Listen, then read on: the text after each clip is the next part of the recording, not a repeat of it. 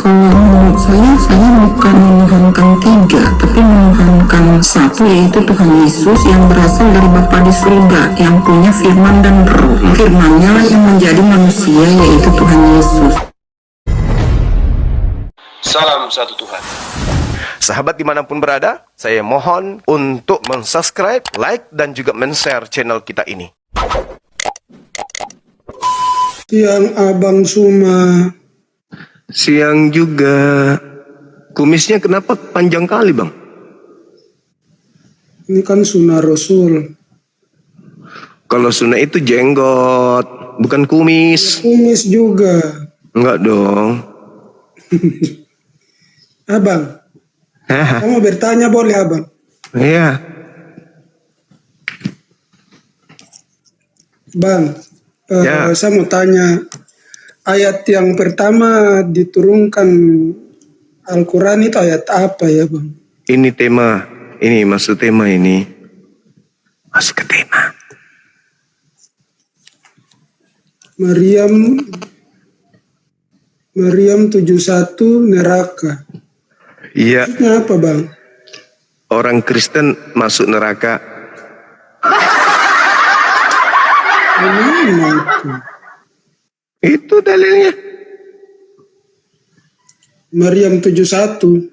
Iya. Beda tuh neraka Islam itu untuk orang Islam. Oh, enggak lah. Neraka itu satu Orang tempatnya Islam. orang. Enggak dong. Kan Yesus menjamin neraka. Yesus menjamin neraka untuk orang-orang Kristen. Masa lupa? Itu untuk orang Islam, Maryam 71 tuh.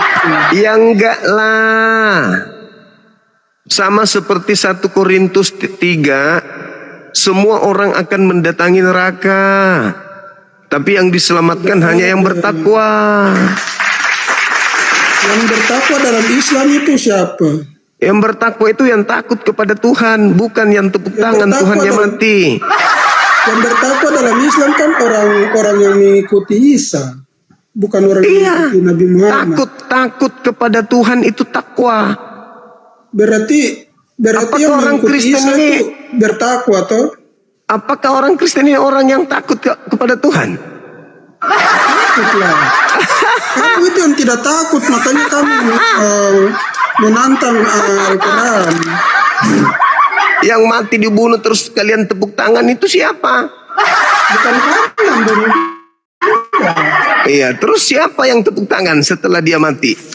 Tidak ada yang tepuk tangan. Tepuk tangan untuk Tuhan itu siapa? Ibadahnya siapa yang suka tepuk tangan untuk Tuhan? Tidak ada. Saya kan Katolik, saya tidak pernah tepuk tangan. Tepuk tangan untuk Tuhan itu agama apa? Penyembah siapa maksudku? Bukan saya itu kan Iya, saya tapi Katolik. itu iya maksudku yang tepuk tangan selalu dengan Tuhan itu siapa? Saya tidak tepuk tahu bang. Oh. Saya tidak pernah melakukan. Oh mama Jadi yang Mama, mati bagaimana? yang mati disalib siapa?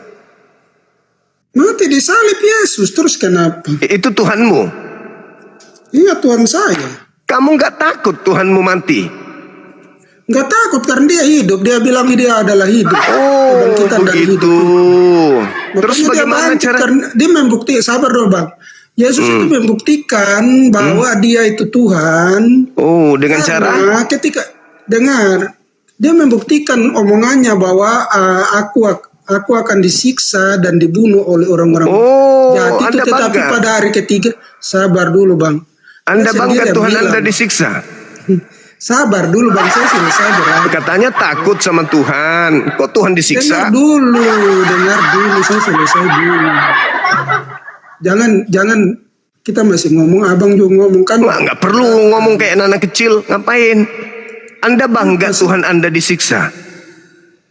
Bang, begini bang, itu Yesus yang bilang sendiri bang, bahwa dia akan disiksa, Katanya takut sama Tuhan. Dia akan dibunuh dan Katanya takut hari sama yang ketiga Tuhan. dia akan bangkit. Dan dia membuktikan itu, dia bangkit pada hari ketiga. Yang bangkitkan siapa? Itu. Dia sendiri, dia berhak Di mana? mengambil nyawanya, menerima nyawanya. Di mana dalilnya dia bangkit sendiri?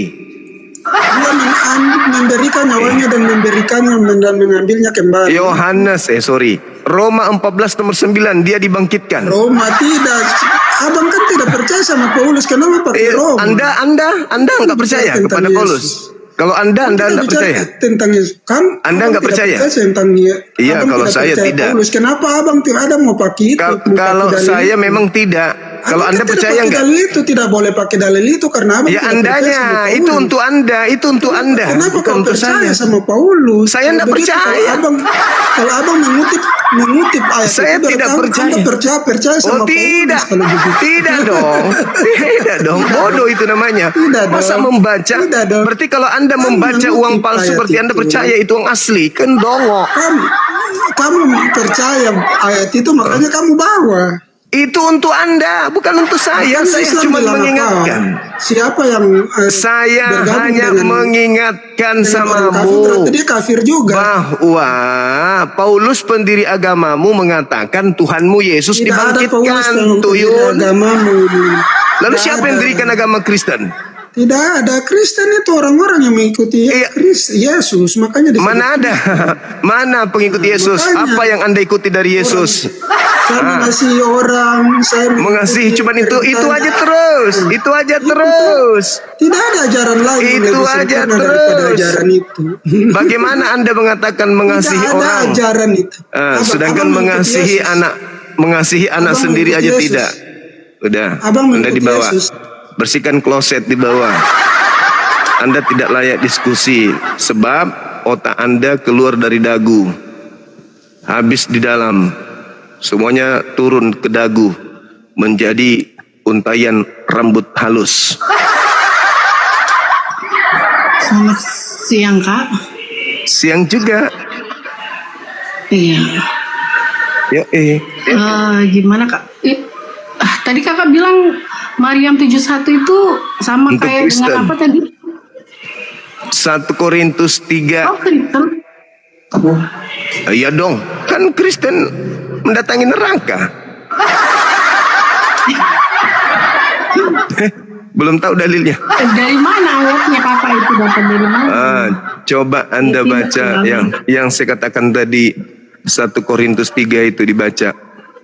1 Korintus 3 itu yang mana? 13 sampai 15. Sekali kelak pekerjaan masing-masing orang akan nampak karena hari Tuhan akan menyatakan sebab ia akan nampak dengan api dan bagaimana pekerjaan masing-masing orang akan diuji oleh api itu. Jika pekerjaan yang dibangun seseorang tahan uji, ia akan mendapat upah. Jika pekerjaannya terbakar, ia akan menderita kerugian, tetapi ia sendiri akan diselamatkan tetapi seperti dari dalam api. Oke, udah paham di situ? Jadi semua pekerjaan yang dilakukan oleh Kristen akan diuji dengan api. Kalau pekerjaan Kristen itu sesuai dengan ajaran Tuhan, maka mereka akan selamat. Tapi kalau pekerjaan mereka tidak sesuai dengan perintah Tuhan, mereka akan dibakar selama-lamanya. Iya benar. Maksudnya memang seperti itu ya. Jadi itu Yes. adalah gini. Nah, metafora untuk penghakiman, pengujian. Tapi dia bukan seperti kayak yang Kakak bilang masuk dulu di dalam neraka gitu. Ya Jadi, memang itu surah untuk Maryam itu, penghakiman, pengujian kualitas pekerjaan itu seseorang pelayan Tuhan. surah Maryam itu bukan tidak neraka masuk. tempat penyiksaan orang berdosa. Nah, Wow. ayat tersebut itu menjelaskan gini loh, bahwa ketika orang percaya menghadap Tuhan, perbuatan mereka itu diuji. Jika perbuatan mereka tidak bernilai seperti sekarang menyembah Yesus itu ada tetap selamat karena iman, tetapi ya kehilangan upah gitu aja. Jadi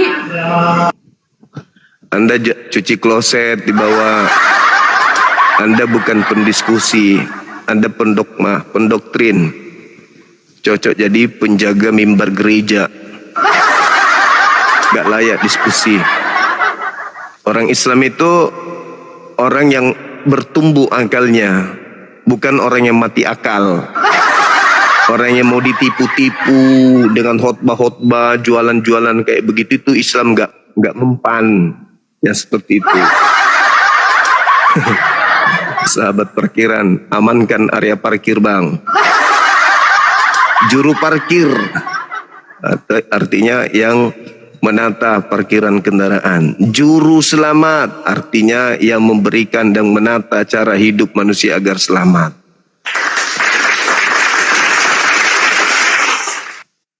Bukan masalah tidak buka kamera, bukan. Nyerocos kayak mesin ketip peninggalan Belanda. Dipikir ini gereja. Kodok zuma, kodok zuma, kodok zuma, kodok zuma, kodok zuma, kodok zuma, kodok zuma, kodok zuma. Kodok zuma, kodok zuma, zuma, kodok zuma. Zuma kodok zuma, kuma kodok zuma, zuma, zuma kodok. Zuma anak kodok, zuma anak kodok. Tak sanggup menghadapi dengan ilmu, gitulah.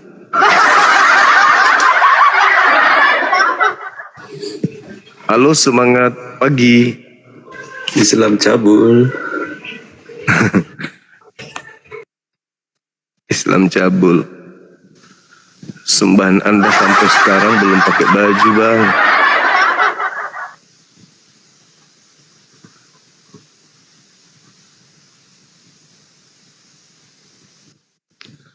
Kita diskusi ya, memberikan edukasi, memberikan ilmu, bukan berkhutbah. Assalamualaikum. Assalamualaikum. Waalaikumsalam. Abang Juma. Assalamualaikum, akhi. Waalaikumsalam. Dari NTT Abang, Flores Timur. Masya Allah, iya abangku. Dulu kan 7 bulan yang lalu Ane kan punya kitab tuh Bang, Alkitab pakai bahasa Arab terbitan LAI. Ane udah kasih ke Bang Hendy lewatin Bang Alvito ya, Ane paketin. Nah sekarang ada lagi nih Bang, kitab lama nih bahasa Arab.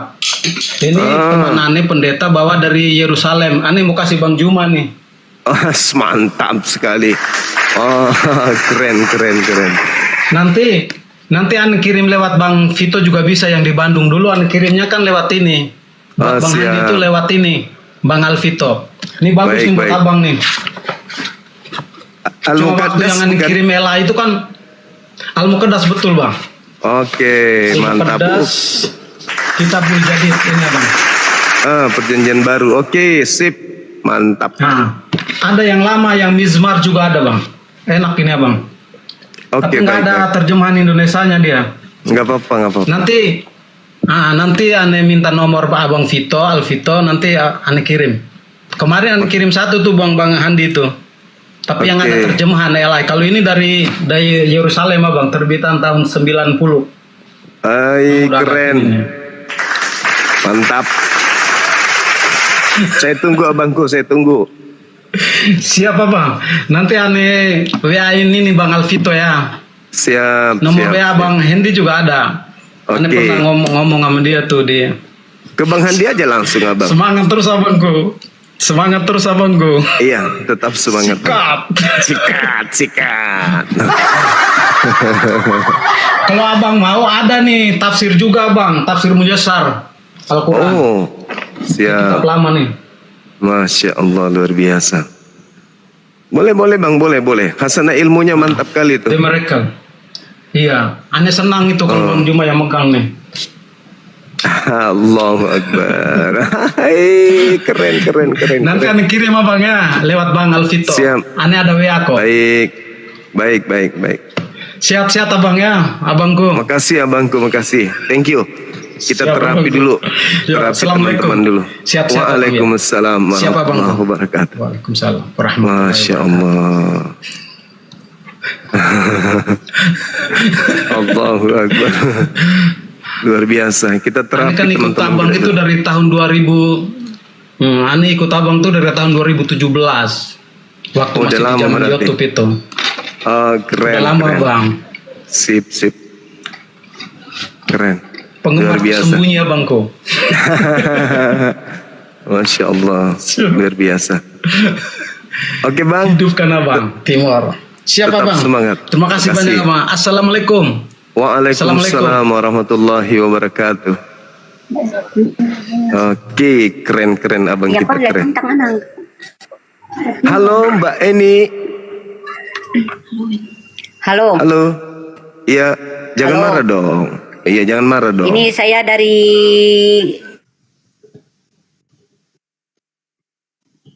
saya dari Kalimantan Barat. Iya, tapi Ya saya jangan sih nggak marah. marah. Saya cuman apa namanya? Di situ terlalu menghina agama Kristen. Memangnya orang Kristen itu makan tai? Lebih dari tai. Jangan gitu dong. Namanya agama tuh nggak usah saling Loh, menghujat. siapa yang Agama menghujat? masing-masing tuh nggak boleh menghujat orang. Siapa yang Kalau menghujat, orang Ibu? Kristen nggak mau menghina agama Islam, nggak mau. Ya, memang Islam tidak layak untuk dihina. Ya situlah. Yesus menghina Kristen? Orang Gimana ceritanya? Islam atau orang Kristen. Yesus Dari menghina mananya Kristen orang malah. Kristen yang menghina agama Islam. Nggak ada gitu. Ya, Islam memang gak layak dihina karena Memang tidak kaunya ada tuh nggak kehinaan punya di otak. Islam itu sempurna. Nah, itu kan katanya gak boleh menghina. Siapa yang menghina Islam? Nggak ada yang menghina Islam. Ya, Anda menghina saya. Menjelek-jelekkan agama orang tuh nggak boleh. Coba mana saya menjelekkan Kristen? Buktikan. Saya rekam live publikan lu. Mana buktikan kalau saya menghina Kristen? Tunjukkan. Dari malam kemarin saya nonton. Emang kamu nggak bisa Saya bilang apa? ngeles, nggak boleh ngeles engkau. Ya, saya bilang apa? Saya menghinakan Bilang apa, orang Ibu Kristen. yang cantik? Yesus, apa? Yesus. Memang orang Kristen nyembah bilang Yesus. Yesus tai, bilang apa? Di mana saya mengatakan Yesus tai? Nggak boleh Aduh, gitu. Ibu. Yesus, mana ada saya sebut tai? Aduh, betul-betul Pandai pengikut kali Paulus ngeles pemakan deh kamu. babi. Pandainya, Perempuan pakainya tapi- lagi, buka maskernya buka. Fitnah. Kamu Saya lah laki-laki manusia. kayak enggak berotak kalau ngomong. Satu-satunya Minimal buka manusia dong di maskernya tuh, antara jangan menghina miliaran agama Kristen orang. yang memuliakan Yesus cuma aku, Bang Suma. Kalianlah yang Kalau menghinakan memuliakan Yesus, nggak boleh bukan menghina. saya. Saya tidak pernah menghina Yesus. Otak tuh Yang dijaga. menghina Yesus itu kalian. Kalian yang mengatakan Yesus mati dengan jalan kutub, bukan aku. Ada buktinya ya. Ada buktinya Kalian ya. yang Omongan mengatakan kamu menghina itu. ke Yesus ya. Kalian yang buktinya menghina ya, Yesus saya. bukan saya. Yang mengatakan Kamu Yesus bisa ditelanjangin ngomong, itu bisa kalian. Kami dengan Yang semua sini, mengatakan kami rasa Yesus ya. ditampar itu kalian. Yang mengatakan Yesus diludahin itu kalian. Kalau Yang mengatakan Yesus ditonjok itu kalian. Yang mengatakan Yesus terkutuk itu kalian. Yang mengatakan Yesus keluar dari kubur itu kalian. Bukan saya. Itu kamu. Kalianlah yang menghina Yesus, bukan saya yang menghina Yesus. Saya hadir di sini Biar saya posting. justru untuk menyadarkan kalian bahwa kalian itu adalah agama anti Yesus. Kalian itu pengikut Paulus. Kau tai. Nah, kau yang bilang tai, kau tuduh saya. Makanya kurangi makan babi. Sahabatku Aquarius, barakallahu fiik. Kurangi makan babi. Ya dong. Biar otak sehat. Dalam hal agama, kurangi makan babi. Begitu nenek malampir menuduh seenak perut. Saya berjuang 24 jam supaya Yesus dimuliakan, malah kau tuduh pula aku menghinakan Yesus. Dasar manusia lahir dari lubang pantat. Gak sadar kau. Kau yang menghina Yesus. Dasar nenekmu kiper. Halo bang. Halo juga. Dari Kristen apa abangku? Saya Muslim bang, cuma saya mau nanya. Iya. Ya, jadi kan teman saya kawan Kristen ya kan. Nah, kata dia tuh di zaman dulu juga Kristen nggak boleh makan babi. Nah, sekarang katanya diperbolehkan makan babi. Itu maksudnya gimana bang? Dulu yang dilarang makan babi itu orang Yahudi. Kristen ini nggak pernah. Nggak ada hukum di Kristen jangan makan babi, nggak ada. Cuman mereka mengambil terjemahan kitabnya agama lain biar dianggap paten. Di Kristen itu nggak ada larangan makan babi. Kristen mana ada aturan dari Tuhannya Yahudi, nggak ada. Kristen itu punya aturan dari Paulus, tapi dari Tuhannya Yahudi Kristen tidak ada aturan. Gitu abangku. Kita sambut dulu ya yang Tapi lain kalau ya. dari penjelasan dia sih Ya gimana? Gimana penjelasan dia?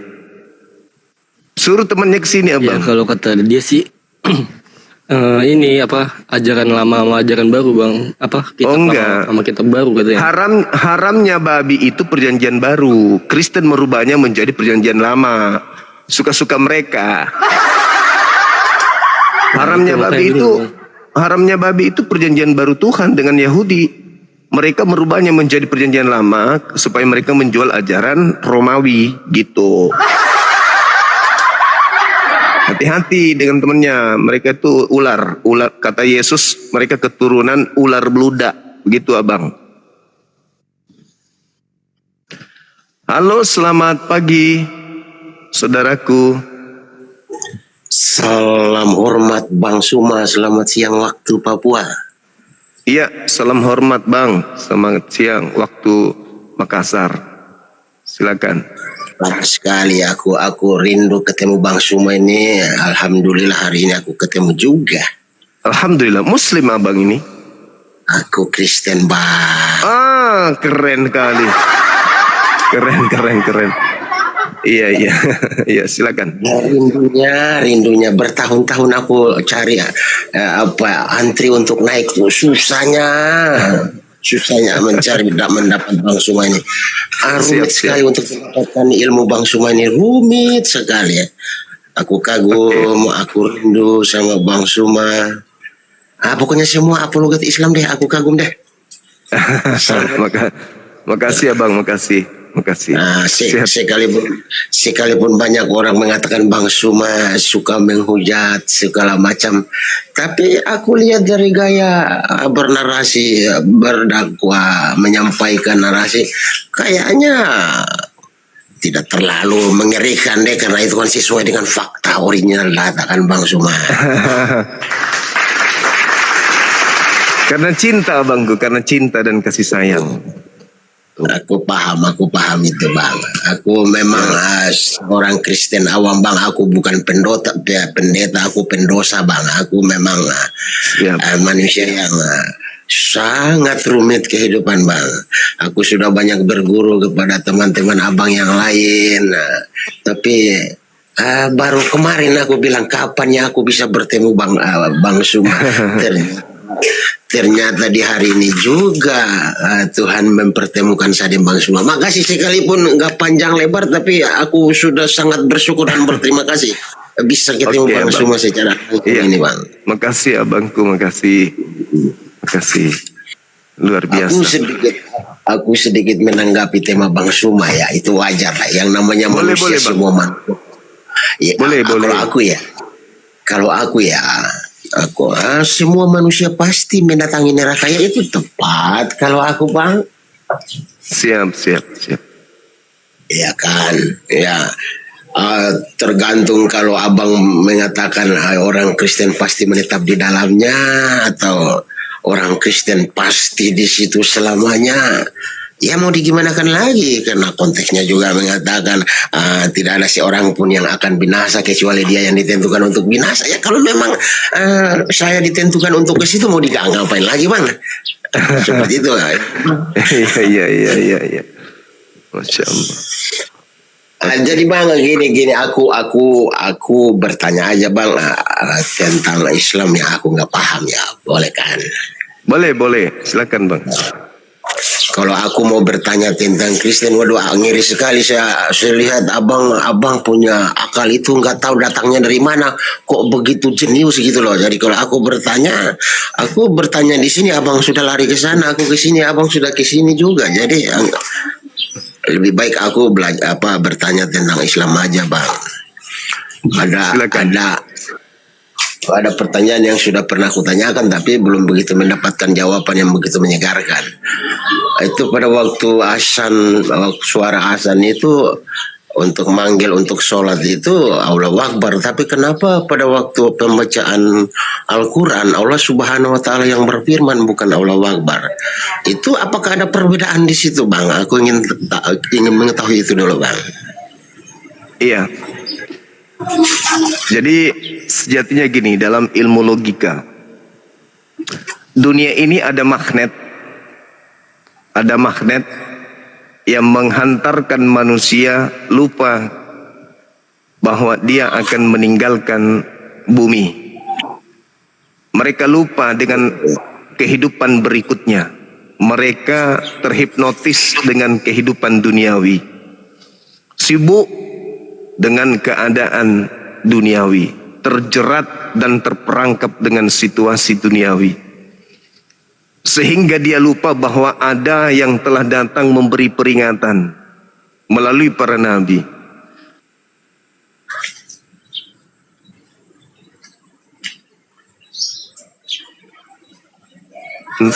Bahwa yang kamu kejar duniawi itu kecil. Ada yang besar, yaitu ketetapan Sang Yang Maha Besar. Maka sesibuk apapun kita di dalam kehidupan ini, kita harus kembali kepada Sang Yang Maha Besar. Maka diseru dalam kesibukan kita setiap hari, Allahu Akbar. Orang yang beriman mendengarkan itu seketika mengecil. Dunia yang dikejar menjadi sirna.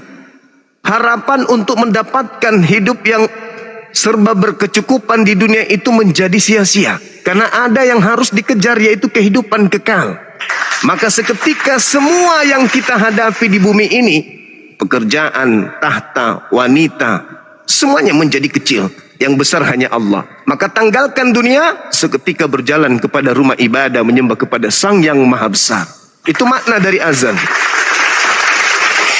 Jadi semua kecil. Orang lalai mengingat akhirat. Orang lalai mengingat kemudian kehidupan berikutnya, kehidupan kekal. Karena mereka mengejar hal yang sia-sia. Menganggap bahwa duit adalah yang paling besar, hartalah yang paling besar, jabatanlah yang paling besar. Mereka lupa bahwa berita hari akhirat itu jauh lebih besar. Itu makna dari azan, Bang. Jadi ketika di Al-Quran dikatakan bahwasanya zalikal kitabul la raiba fihi hudal lil muttaqin, Al-Quran ini adalah petunjuk, tidak ada keraguan di dalamnya, petunjuk bagi orang-orang yang bertakwa. Itu nggak cukup, Bang. Gak cukup. Kenapa? Karena itu teori. Itu teori. Butuh praktek. Makanya umat Islam itu apa? Pintu masuk Islam adalah persaksian. Aku bersaksi tiada Tuhan selain Allah. Teori. Prakteknya gimana? Anda praktekkan enggak bahwa benar-benar Anda mempersaksikan tiada Tuhan selain Allah? Kalau Anda mempraktekkan persaksian Anda sebagai bukti kesaksian Anda itu bukan saksi palsu, maka Anda akan melakukan setiap jengkal perintahnya. Makanya di Islam itu syarat dengan perintah. Jangan ini, jangan itu. Lakukan ini, lakukan itu. Jika engkau mengisi kesaksianmu dengan kebenaran mutlak, maka engkau akan tunduk kepada apa yang engkau persaksikan. Katanya tiada Tuhan selain Allah. Allah mengajarkan engkau untuk sholat, kenapa kau tak sholat? Allah mengajarkan kau puasa, kenapa kau tak puasa? Berarti kesaksianmu saksi palsu. Wa ashhadu anna Muhammad Rasulullah. Dan aku bersaksi bahwa Rasul Allah yang paling terakhir itu adalah Nabi Muhammad. Apa yang diperintahkan oleh beliau? Katanya kau bersaksi, kau diperintahkan bersunat, kenapa kau tidak lakukan bersunat? Berarti kau bersaksi palsu. Jatuhnya kepada apa? Munafik. Lain dipersaksikan, lain di kenyataan. Itulah Islam. Jadi kalau kita mengatakan diri kita Islam, hanya ada satu hakikat yang besar, yaitu Allah. Maka seluruhnya harus bertumpu kepada Allah. Makanya di Islam itu, abangku, wa ma khalaqtul jinna wal insa illa liya'budu. Islam menyadari bahwa manusia dicipta hanya untuk beribadah. Adapun makan, adapun minum, adapun ke mall, adapun ke pasar, adapun rekreasi, itu hanya riak kecil dari kewajiban kita. Sejak kita dicipta, kita tugasnya hanya ibadah. Setelah selesai ibadah, menikmati hasil ibadah di surga. Bukan dibalik, di bumi bebas, mau makan apa saja boleh, bukan lagi hamba Tuhan, tapi hamba segala sesuatunya, menjadi pewaris sehingga apapun dilakukan boleh. Ini boleh, itu boleh, nggak ada yang larang, nggak ada yang haram. Tapi giliran di surga baru menjadi taat, kebalik. Di surga ngapain? Di situ menari dan memuji. Wah, bukan tempatnya. Tempatnya itu di bumi. Tempat kita mengabdi itu di bumi. Wa ma khalaqtul jinna wal insa illa liya'budu. Beribadah. Kata Yesus nih, saya pinjam kata Yesus. Perbanyaklah harta surga. Apa harta surga itu? Amalan soleh. Makanya Yesus disebut orang soleh. Ibrani 5 nomor 7. Yesus orang soleh. Kenapa dia disebut orang soleh? Karena setiap jengkal napasnya selalu hanya tunduk kepada perintah Tuhannya. Adapun kita berinteraksi, berhappy-happy dengan istri dan anak, itu hanya pendukung. Kunci utamanya adalah ibadah, ibadah, ibadah. Ya cuma ibadah. Tuh kita dicipta untuk taat kepadanya. Ta'buduni, ya sembah, sembah, sembah, sembah dan sembah. Kok begitu? Ya, karena pada sejatinya abangku, kita yang tadinya ganteng, tadinya cakep, tadinya lincah, semakin hari, semakin waktu akan menghantarkan kita kepada penuaan. Artinya apa? Bumi ini sebenarnya nggak cocok dengan tubuh kita. Tubuh kita ini menua. Artinya bahwa memang kita manusia nggak cocok dengan alam ini. Ada alam di mana cocok dengan tubuh kita. Apa itu? Surga.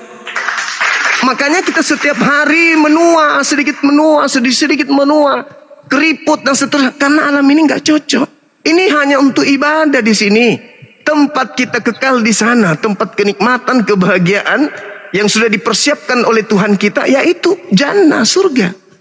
Maka dunia dalam Islam tidak ada yang besar, abang, hanya Allah. Bahkan kalau dalam ilmu makrifat, kayak ilmunya Yesus, aku dan Bapa adalah satu. Siapa melihat aku sama melihat Tuhan Bapa, itu ilmu tertinggi. Maksudnya apa? Setiap jengkal napas, setiap mili gerakanku itu adalah gerakan yang dituntun, yang diperintahkan oleh Tuhan. Makananku adalah melakukan apa yang diperintahkan oleh Bapa. Maka dalam ilmu makrifat, kita itu nggak ada, bang. Ini tanganku, ini palaku, ini dadaku, ini kakiku. Aku mana? Aku nggak ada.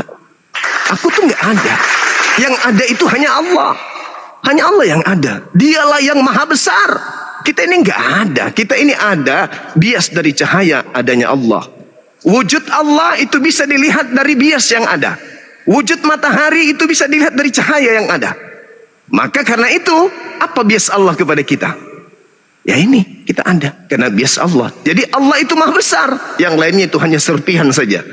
Apa yang ada di bumi ini itu hanya bias daripada Allah. Yang ada cuma satu.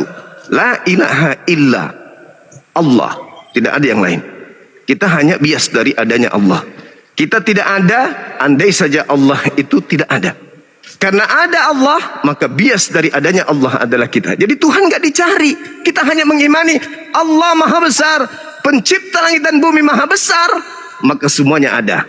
Maka kita sebagai bias harus tunduk kepada Sang yang maha besar ini. Begitu abangku. Oke bang, abang sempat tadi menyinggung tentang tiada Tuhan selain Allah ya. Asyhadu alla ilaha illallah. Itu apabila saya sandingkan, apabila saya sampai kepada surat Anas, kul a'udzu birabbin nas, apa tidak ada miskomunikasi bang? Ini sudah berulang kali aku tanyakan ini bang. Asyhadu alla ilaha illallah, aku bersaksi tidak Tuhan selain Allah. Sedangkan di surat Anas ayat yang pertama, katakanlah aku berlindung kepada Tuhannya manusia. Itu gimana itu bang? Apa tidak ada nabrak itu bang? Minta maaf, aku nanya aja ya. Baik. Ketika dikatakan kul a'udzu birabbin nas, Rabbnya manusia. Aku berlindung, katakanlah wahai nabiku Muhammad, aku berlindung kepada Tuhan manusia. Maksud daripada Tuhan manusia adalah pencipta manusia. Pencipta manusia, malikin nas, yang merajai manusia. Ilahin nas, yang disembah oleh manusia. Jadi Nabi Muhammad diminta oleh Allah untuk berlindung kepada Tuhannya manusia, bukan berlindung kepada manusia, tapi berlindung kepada Tuhannya manusia. Kenapa manusia yang dijadikan sebagai patokan? Karena makhluk yang tertinggi derajatnya di alam semesta ini, baik langit maupun bumi, itu adalah manusia, Adam. Maka di atas manusia hanya Allah, tidak ada yang lain. Malaikat itu hanya perantara doang. Makanya di dalam Al-Quran dan juga di dalam Bible, di perjanjian lama, Tuhan memuliakan Adam alaihissalam. Hendaklah, marilah kami menciptakan manusia yang serupa dengan kami. Malaikat enggak serupa. Yang serupa itu manusia. Serupa dalam perspektif apa? Itu tadi, bias dari cahaya. Kalau manusia bisa berkarya, kenapa? Karena dia berasal dari Tuhan yang menciptakan, dia yang maha berkarya. Manusia bisa melihat karena berasal dari dia yang maha melihat. Manusia bisa mendengar karena berasal dari dia yang maha mendengar. Binatang pun demikian. Tetapi bedanya, manusia diberi akal, binatang tidak diberi akal. Itulah makanya ketika manusia mampu mengetahui baik dan buruk, baik dan jahat, sehingga dia mampu berkarya, itulah bias dari sifat Allah. Baiklah kami menciptakan manusia serupa. Artinya apa? Memiliki sifat-sifat kecil yang sama dengan Tuhan itu sendiri. Binatang gak bisa berkarya, manusia bisa berkarya. Maka setelah manusia, di atasnya adalah Allah. Makanya dikatakan kul a'udzu birabbin nas. Katakanlah wahai Nabi Muhammad, di atas manusia itu ada yang disebut Rabb, ada yang disebut Tuhan. Maka berlindunglah engkau kepada Tuhan tersebut, Tuhan yang menciptakan manusia. Makanya dikatakan dalam surah Al-Alaq, Iqra bismi rabbikal ladzi khalaq, khalaqal insana min 'alaq.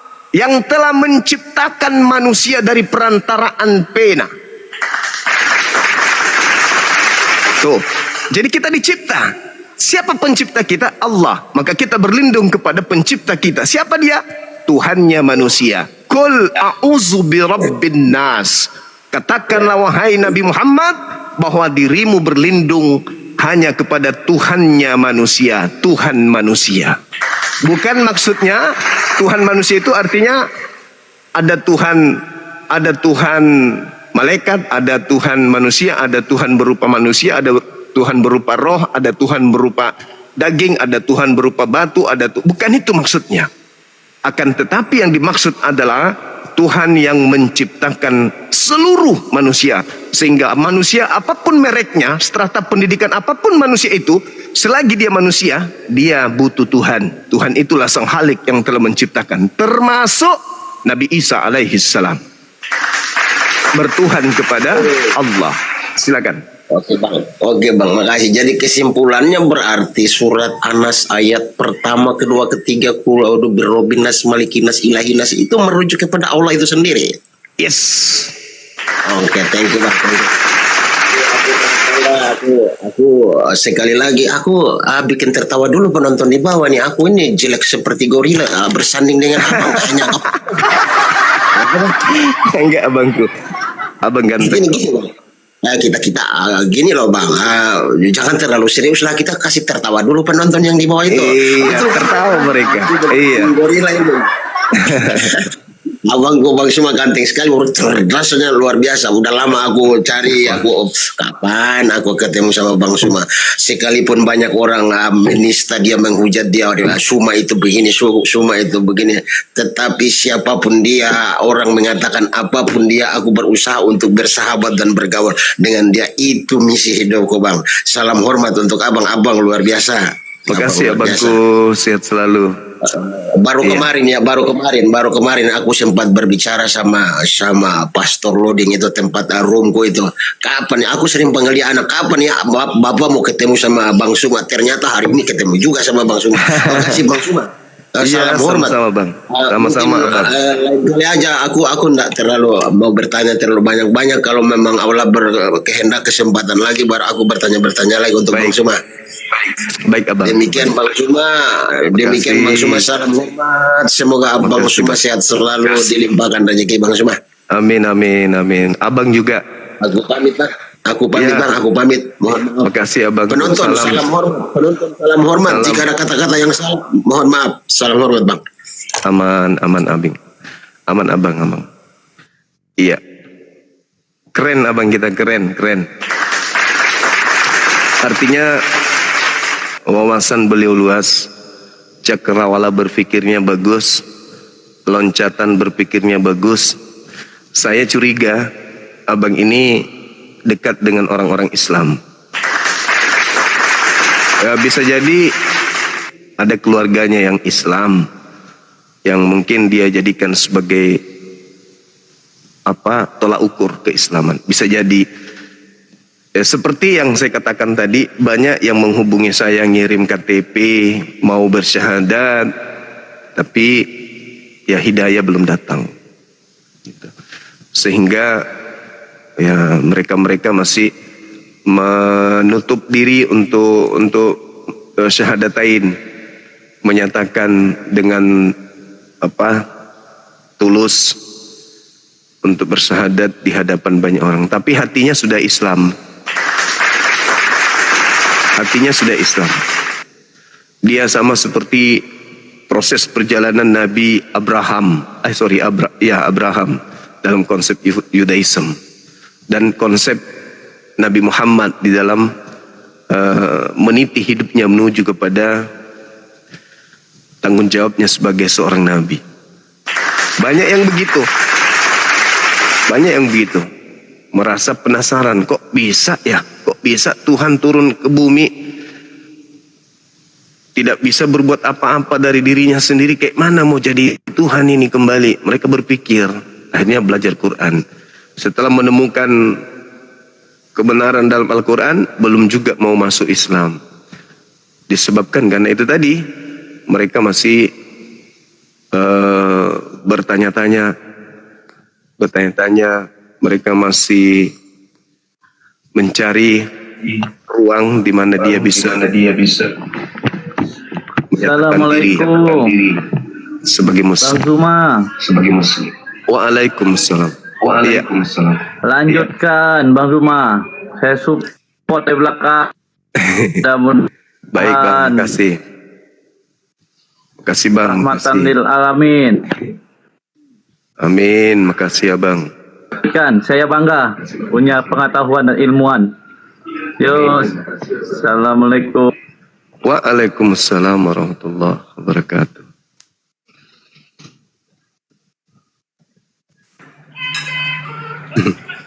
Halo, semangat siang.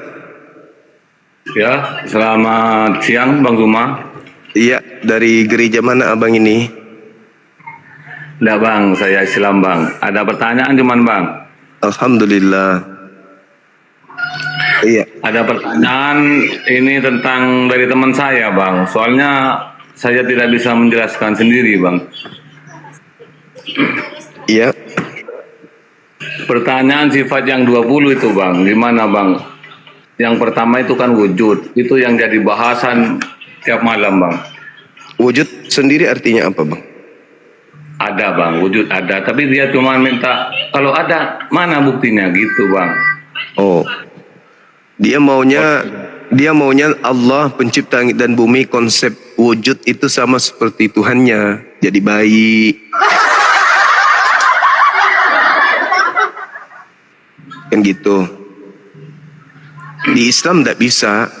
Kasihkan aja surah Fussilat ayat 53, Al-Quran surah Qaf ayat 16. Surat apa Pak? Fussilat. Fussilat. Bahwa wujud bagi Allah adalah menyatakan kebesarannya di setiap penjuru. Contoh, oksigen abangku, oksigen di alam semesta ini yang dihirup oleh seluruh makhluk yang ada. Itu yang memfasilitasi itu siapa? Apakah sesuatu yang nampak yang memfasilitasi itu? Misalnya ada pabrik di Amerika yang memproduksi oksigen sehingga kita menghirup oksigen di mana-mana. Sahabat Cindy, barakallahu fiik. Amin, makasih. Adakah pabrik di bumi ini yang memproduksi oksigen? Atau perusahaan ternama sehingga kita semua bisa hidup dengan oksigen yang ada di alam bebas? Enggak ada kan? Nah, Allah Subhanahu wa taala menitipkan untuk akal manusia menemukan Allah melalui hal tersebut. Sanurihim ayatina fil afaq wa fi anfusihim. Allah menyatakan keberadaannya, kebesarannya melalui segala penjuru. Nah, orang yang dapat mencerna kondisi alam itu pasti sampai kepada Allah. Ini pasti nih ada yang mengatur. Pasti ada yang menyiapkan ini, pasti ada. Sama seperti ikan-ikan di laut. Berapa ton? Berapa ribu ton? Berapa juta ton ikan di laut diambil oleh nelayan sedunia setiap hari? Kenapa nggak bisa habis? Siapa yang menjaga itu? Siapa kemudian yang menyiapkan itu kira-kira? Dialah yang menyatakan dirinya di setiap penjuru itu. Jadi bacakan aja ayatnya itu, Bang. Oke? Iya, terima kasih Bang. Terima kasih penjelasannya Bang. Iya, kalau kita mau mengikuti cara mereka menunjukkan Tuhannya, mana Tuhanmu? Buktikan kalau Tuhanmu wujud. Itu di atas. Mana? Itu. Sudah 2000 tahun tuh di atas itu. Itu bukti Tuhan kami ada. Oh, beda dengan cara Tuhan kami menunjukkan wujudnya, beda dengan Tuhan Anda. Hore, Tuhan kita lahir. Nah, itu Tuhan kamu. Cara Tuhan saya menyatakan keberadaannya berbeda dengan Tuhanmu. Begitu saudaraku ya. Oke, siap Bang. Siap Bang. Terima kasih Bang. Oke. Siap. Waalaikumsalam warahmatullahi wabarakatuh. Ya bedalah. Cara kita membuktikan Allah itu wujud dengan cara mereka membuktikan Tuhan mereka wujud, ya beda. Cara mereka menunjukkan bahwa Tuhan mereka itu wujud sama seperti mereka menunjukkan batu tawas. Sama. Kalau kita yang Bang Juma tidak bisa seperti itu. Waalaikumsalam Abang, silakan. Saya mau bertanya karena pertanyaan ini seakan mengganjal kehidupan saya, Bang Juma. Jadi untuk lebih terangnya saya mohon Bang Juma sebagai guru, saya mohon bimbingannya. Begini Bang Juma, istri saya mu'alaf. Jadi pada suatu hari, pada suatu saat kadang-kadang saudara-saudara dari istri ada yang berkunjung ke rumah. Tapi beliau kadang-kadang peliharaannya apa tuh sejenis anjing itu ada ngikut. Tapi walaupun anjing itu tidak ngikut, biasa suka hinggap di teras, itu gimana hukumnya? Apa ada unsur najis besar kah? Gimana itu Bang Juma yang saya hormati? Mohon penjelasannya.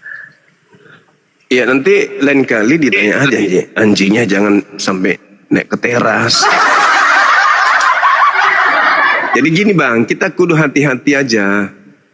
Yang penting kan nggak dimakan. Kalau anjingnya itu masih taraf normal, jangan masuk ke rumah kita seperti di rumah mereka, ya itu bisa aja. Kalau cuma di teras, apa?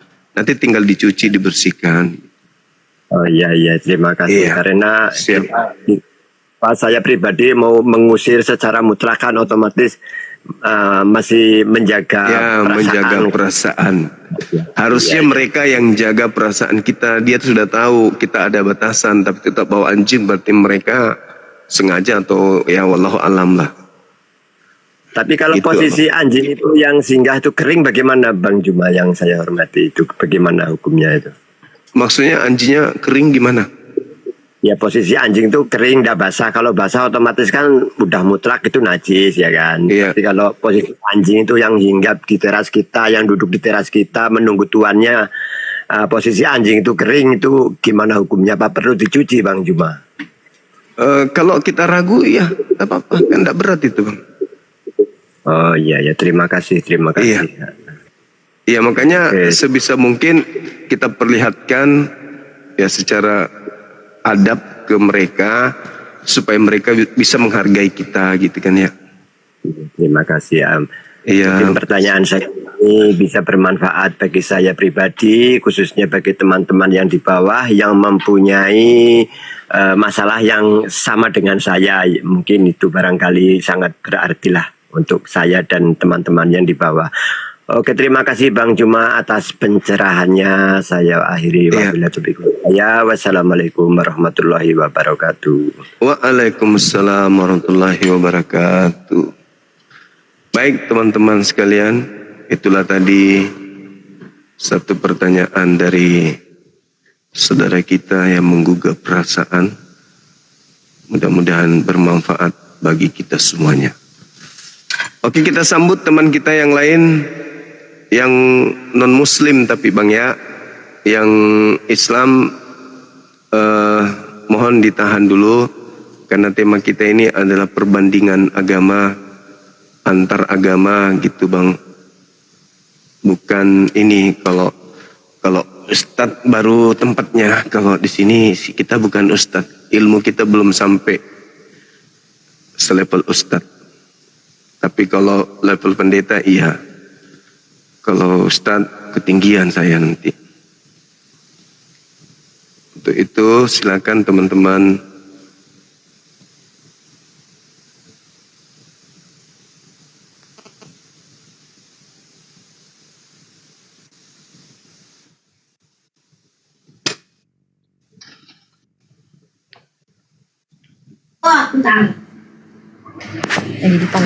Assalamualaikum warahmatullahi wabarakatuh. Waalaikumsalam warahmatullahi wabarakatuh. Izin bertanya Bang Zuma, saya punya teman, dia dari Islam ke non Muslim. Apakah ada kebaikan apabila saya satu kerjaan, apabila ada saya setiap hari berdoa untuk dia untuk kembali mendapatkan hidayah tersebut? Boleh. Dia, boleh. Saya sangat sedih gitu ya. Saya coba berdoa terus, semoga dia suatu hari akan mendapatkan hidayah. Amin, amin. Ya. Iya, semoga dilembutkan hatinya menerima Islam kembali gitu ya. Insya Allah. Murtadin kan? Iya, murtadin. Dia awalnya begini, Bang Zuma. Dia waktu pas menikah itu suaminya mualaf. Mereka menikah selama 11 tahun. Tapi di dalam itu suami sering pergi ke rumah ibadahnya. Lama-lamaan menarik sampai sekarang. Iya, itu salah satu trik gerakan kristenisasi itu, salah satunya seperti itu. Nikah, masuk Islam, setelah punya anak kembali ke Kristen, ngajak anak istri. Jadi sekaligus dia mendapatkan dua, istri dan anak-anak. Ini ya. Itu saja saya pertanyakan Bang Zuma. Semoga mendapatkan Iya, hidayah. terima kasih. Ada yang Amin.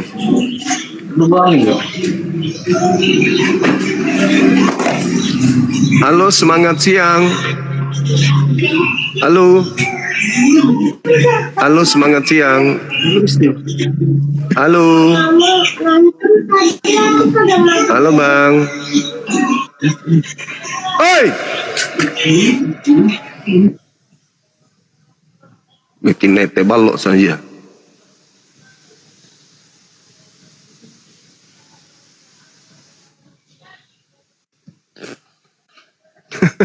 Udah emosi.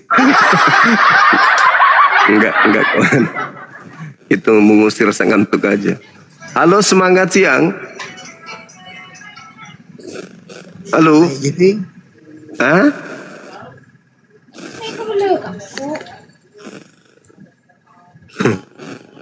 Aku pingin teriak tapi di bawah nanti mulai emosi katanya.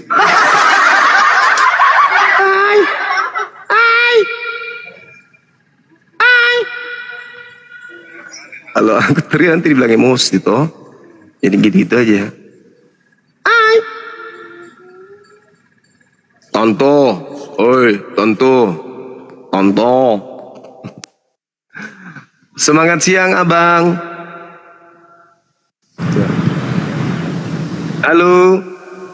Halo, assalamualaikum. Waalaikumsalam.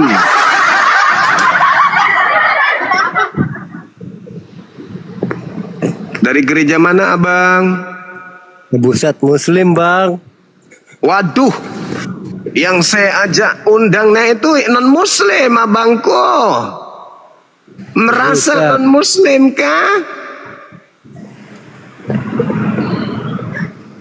Bang?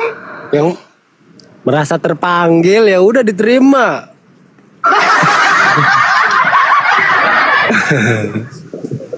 Merasa terpanggil. Halo, semangat siang. Selamat siang bang. Ya. Muslim dari ya gimana bang? Assalamualaikum bang. Waalaikumsalam warahmatullahi wabarakatuh. Aku nih jujur sedikit bertanya bang, dari lama udah gitu Bang Suma waktu di Medan. Saya dari Medan bang. Oh sama. Ini pengalaman sekolah. Saya di Jawa ya, khusus di Jawa. Apakah diharamkan sekolah di non Muslim kalau orang tua saya bilang boleh masuk di gereja? Apakah itu haram? Kalau sekolah nuntut ilmu ya tidak haram, kecuali masuk ke sana mengikuti kemudian tradisi keagamaan itu yang nggak boleh. Tapi kalau nuntut ilmu, belajar ilmu eksat di sana boleh. Waktu itu ada pelajaran wajib masuk di gereja, saya tolak, saya bantah. Oh iya, jadi, jangan. Saya menolak mentah-mentah karena saya ajarannya kan dari Nahdlatul Ulama. Saya berdebat, saya berlama Bang Suma jadi tambah pengalaman. Oh iya. Mantap kali ya bang ini. Apakah saya di akhirat nanti dituntut atau kenapa mencari ilmu harus di tempat orang Nasrani, sekolah Nasrani? Nah, itu yang mau saya tanyakan dari zaman dulu sampai sekarang. Saya baru mau bertanya sama Bang Suma, apakah saya termasuk orang yang terdolimi atau bagaimana bang? Itu aja enggak, bang. Selama tidak membuat murtad enggak, aman. Alhamdulillah. Saya selalu berdebat terus bang. Ijazah saya sampai sekarang ijazah Masehi bang.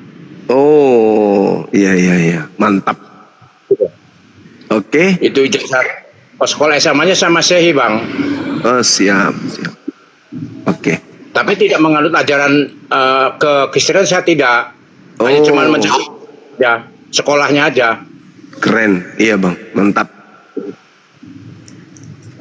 Oke. Karena saya menolak, bukan saya mau menantang ajaran itu, enggak, penasaran. Waktu itu kan ya sekolah saya nakal bang, jadi waktu itu saya dikeluarkan dari SMA negeri, nggak ada lagi yang mau terima, gitu bang. Yang lupa dek, nggak boleh nakal. Iya. Oke bang. Bukan itu aja bang, makasih bang, cuman itu aja bang. Makasih saudara. Bang. Ya hati-hati di jalan. Jangan lupa berhenti kalau lampu merah. Waalaikumsalam. Ya. Agak kereba. Baik, alhamdulillah. Bang Suma mau tanya, kan ini saya punya ibu dulu kan pembantunya Kristen. Iya. Nah, ibu kerja, bapak kerja. Tapi saya dulu masih kecil, umur 5 tahun lah, masih kecil. Itu kalau ke gereja saya ikut karena kebetulan tidak ada yang jaga, jadi saya ikut. Mama kerja, bapak kerja. Gimana tuh saya masuk gereja dengan orang nyanyi? Apakah berdosa bagi saya atau tidak? Karena saya Islam, Bang Suma. Usia berapa tahun saat itu bang? 5 tahun.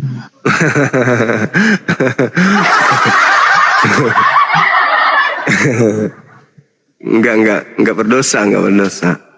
Dia ikut-ikutan, maksudnya kan ada yang jaga, saya ikut itu ibu ke situ. Iya. Nggak apa-apa Ji.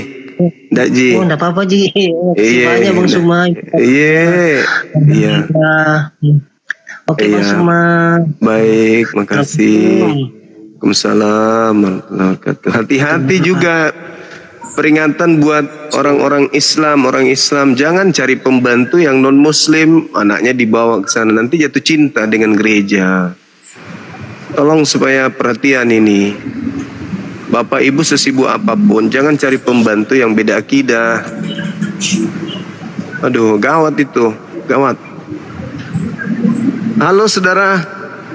Assalamualaikum Dengku. Waalaikumsalam. Teman Muslim, mohon jangan naik Ika. Aduh, nah bikin pusing kami di bawah ini. Mau dengar ilmu yang dilontarkan oleh Dengku ini. Dilanjuti Dengku. Iya, makasih. Iya, mari Kideng. Assalamualaikum warahmatullahi wabarakatuh. Waalaikumsalam warahmatullahi wabarakatuh. Dengar ki itu teman-teman, jangan ki dulu naik ke masih. Mau mikir juga sholat zuhur ini kodongnya. Halo, semangat siang. Selamat siang Bang. Siang juga dari Kristen Mbak. Dari Kristen. Oke, buka kamera boleh diskusi kita pelan-pelan. Belum bisa Bang. Nggak apa-apa, saya nggak bakal berusaha, nggak bakal menghujat walaupun nggak open kan.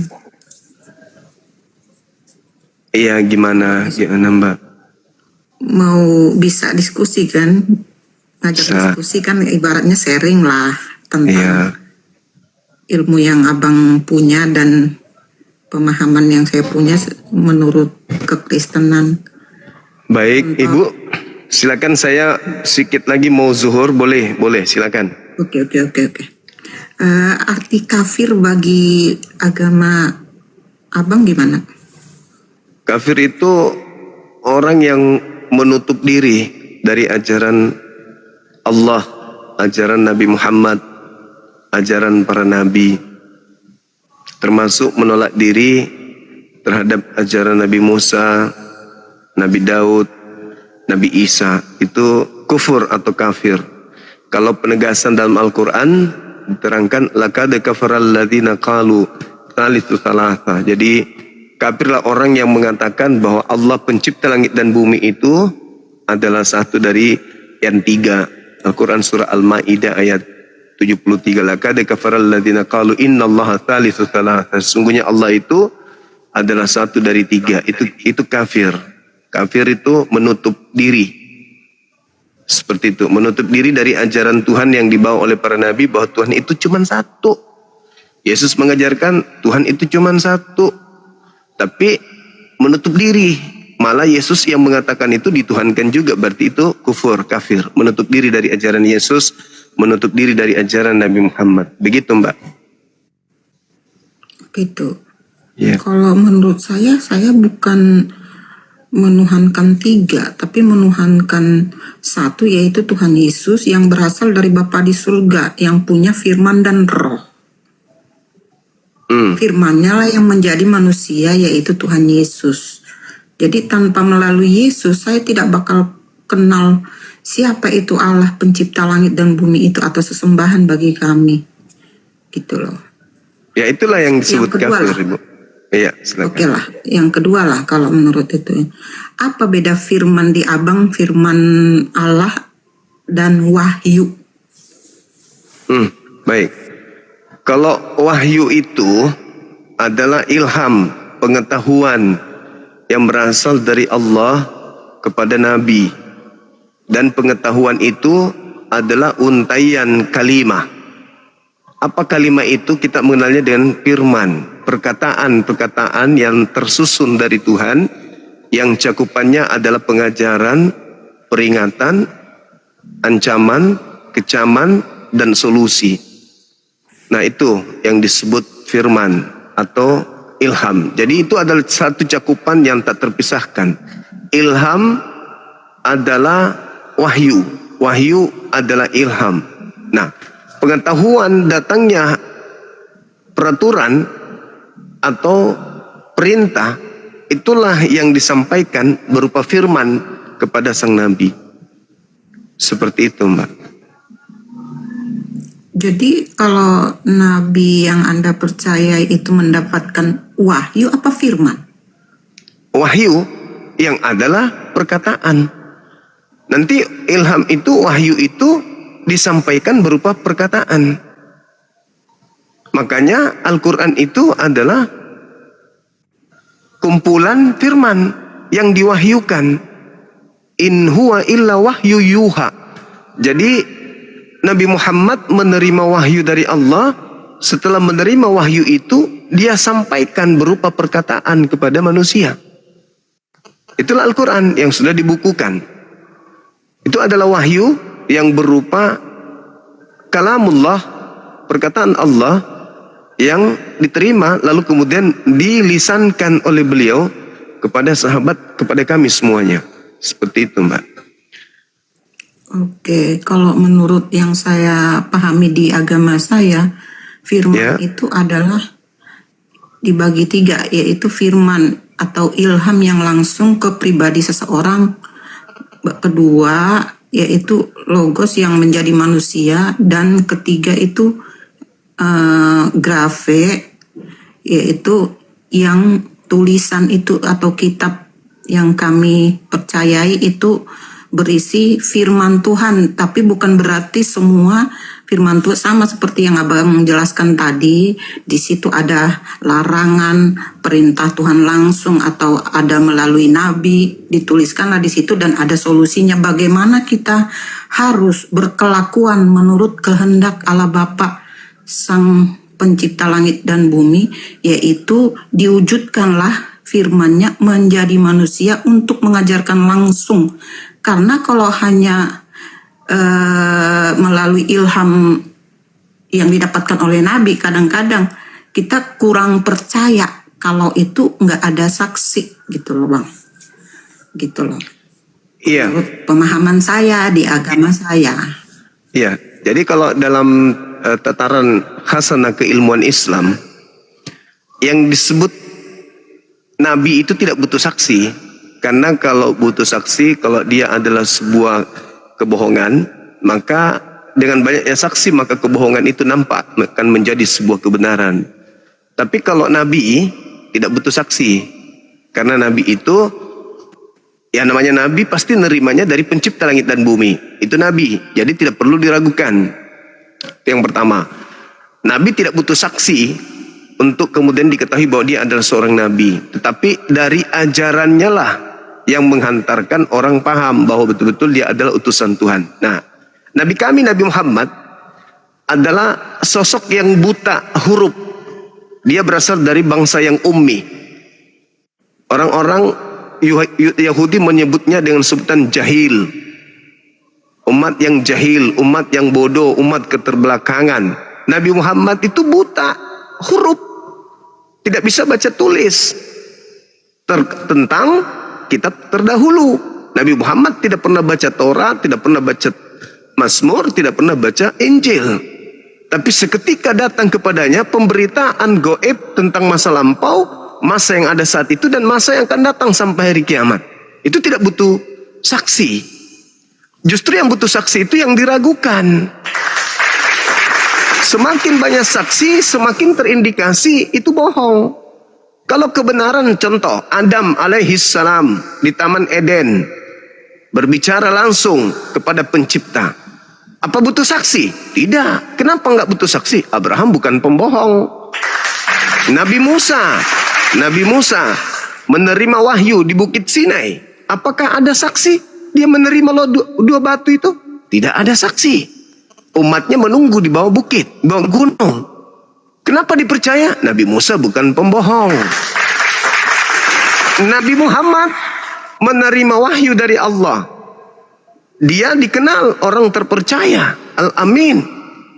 Apakah butuh saksi? Tidak butuh saksi, karena Nabi Muhammad tidak pernah berdusta. Bagaimana dengan Paulus? Maaf nih, dia harus butuh saksi banyak. Lukas butuh saksi banyak. Yang lainnya penulis Bible butuh saksi banyak. Kenapa?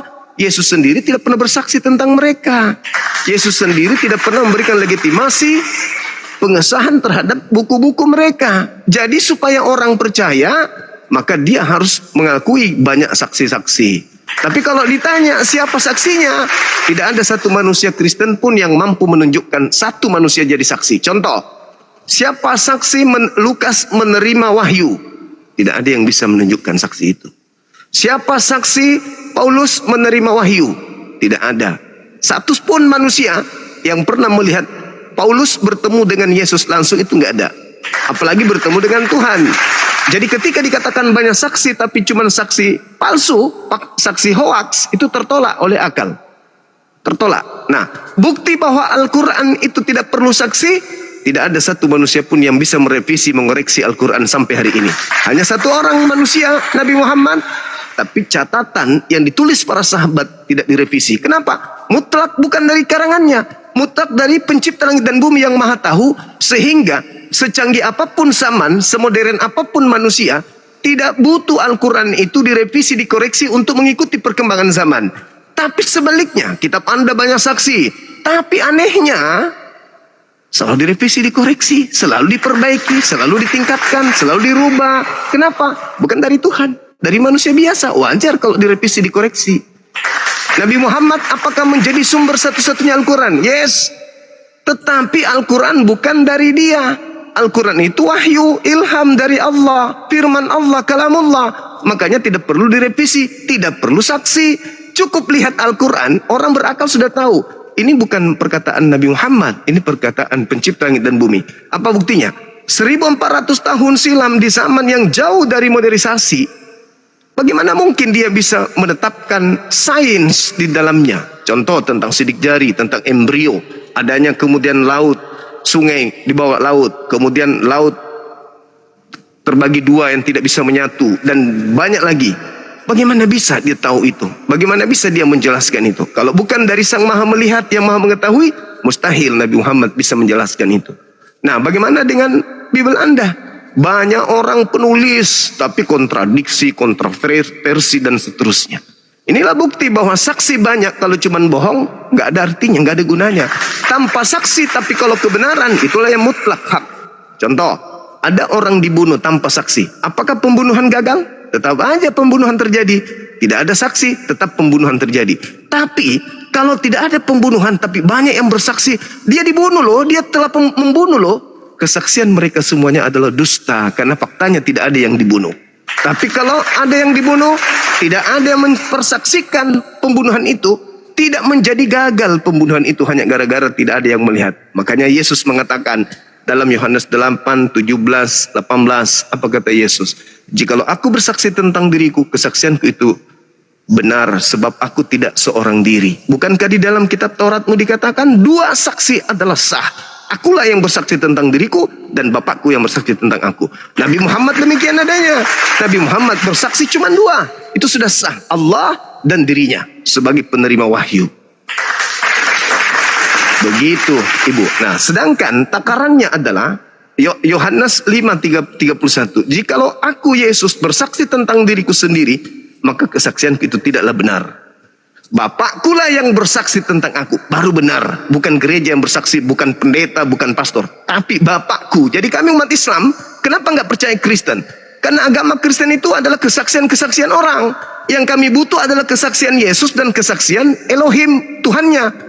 Ketika Yesus Anda mengatakan tadi, kenapa kami menuhankan Yesus? Karena dia adalah, mana kesaksian Bapa kalau Yesus itu adalah Bapa itu sendiri? Nggak ada. Mana kesaksian Yesus kalau dia adalah Bapa pencipta langit dan bumi? Nggak ada juga. Jadi tertolak. Tapi kalau kami, Nabi Muhammad mengatakan A, itu yang dipersaksikan oleh Allah. Nabi Muhammad mengatakan B, itu yang dipersaksikan oleh Allah. Apa yang dikatakan oleh Yesus, itu yang dipersaksikan oleh Bapa. Tapi apa yang dipersaksikan gereja-gereja, pendeta-pendeta, tidak pernah dikatakan oleh Yesus. Kami tolak itu. Sekira begitu, Ibu. Saya sudah mau ibadah dulu. Tanggung mau menanggapi tentang revisi, dan satu lagi tentang kami menyembah 3 Tuhan, itu yang paling penting. Tapi ya udah, lain kali lah. Aku nggak mau mengganggu. Iya, Ibu, silakan nanti mungkin bisa sebentar malam Ibu naik lagi ke sini. follow aja akun saya. Ibu boleh bertanya, kita sharing seperti ini, gak apa-apa. Ya Bu ya. Makasih ya. Makasih ya Bu. Ya, sehat selalu Ibu. Makasih. Semangat siang. Selamat siang. Oke teman-teman sekalian, waktunya sholat. Di sini kita punya masjid sendiri. Udah azan, gak enak sholat. Kalau ada dari API pusat silakan naik. Kalau nggak ada kita tutup dulu. Nanti kita lanjut lagi. Oke ya. Kalau tidak ada dari API pusat atau ada yang mau naik dari API atau dari Apologet Islam, silakan. Saya kasih waktu 1 menit. Penjual toge ada. Panjang kuping anak ini. Panjang kuping dia memang. Jangan bilang-bilang kalau aku bilang tadi. Assalamualaikum warahmatullahi wabarakatuh. Waalaikumsalam. Abang mau sholat atau gimana? Abang ini punya masalah apa dengan saya? Maksudnya? Oh, Dinda Nora. Sorry. Saya pikir tadi. sorry. Saya nggak baca. Sorry. Astagfirullah bang. Abang mau sholat atau mau rungkat gimana? Saya mau sholat. Kalau mau lanjut silakan. Berarti mau lanjut lagi kan? Iya. Ya, kalau mau lanjut lagi biar saya jaga. Tapi kan kalau tidak ya, bang. Kalau tidak ya nggak apa-apa kan, bisa lanjut aja kan gitu. Soalnya aku di gunung ini. Lanjut aja dulu ya, panggil teman-teman yang lain, boleh? Oke bang. Ya. Aku suruh temanku temanin. Tapi dia diam-diam aja ya. Kamu tuh itu. Siapa bang? Kenalkan. Astagfirullah bang. Biar begini. Ya. Kalau dikasih kuasa dari Tuhan ini bisa bahaya ini. Ada orang yang tidak bisa berbuat apa-apa dari dirinya sendiri aja bisa jadi Tuhan. Ini bisa juga. Hati-hati. Kau jagain dia ya. Kalau dia macam-macam sentin mulutnya ya. Oke bosku. Ya. Baik kita ibadah dulu. Yuk. Siap. Silakan teman-teman, jangan kemana-mana.